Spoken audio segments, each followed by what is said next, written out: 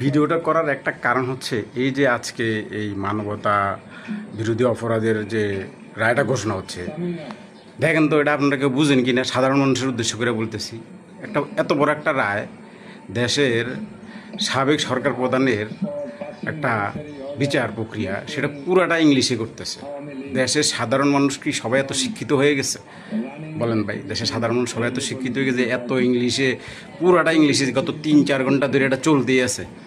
মানুষ তো তার কর্মকাণ্ড কিছু জানতে হইব নাকি, সেগুলো জানতে হলে সুন্দরভাবে যদি বাংলা একটা প্রেজেন্ট করতো, এটার সাথে একটা বাংলা রাখতো, সবচেয়ে ভালো হইতো।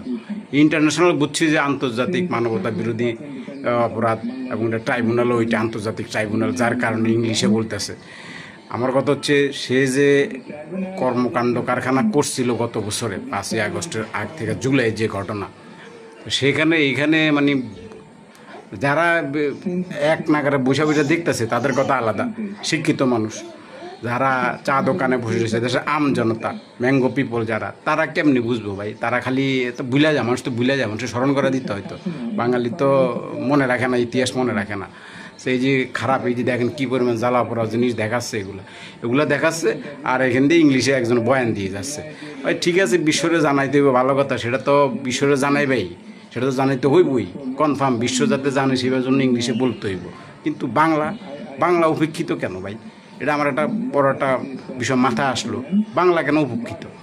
বাংলা এত এত বড় একটা বিচার কার্যক্রম, এটা অবশ্যই বাংলাতে দেখানো দরকার ছিল, সাধারণ মানুষের বোঝার জন্য। অন্তত পক্ষে সাধারণ মানুষ কী বুঝবো এটা থেকে?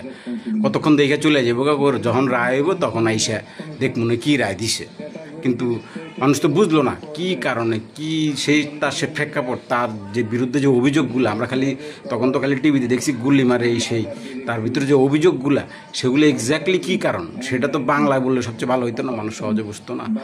তো যাই হোক, রায় দিতেছে একটা, হইব একটা, শেষ পর্যন্ত দেখেন, শেষ পর্যন্ত আমিও দেখি কি হয়, দেখা যাক।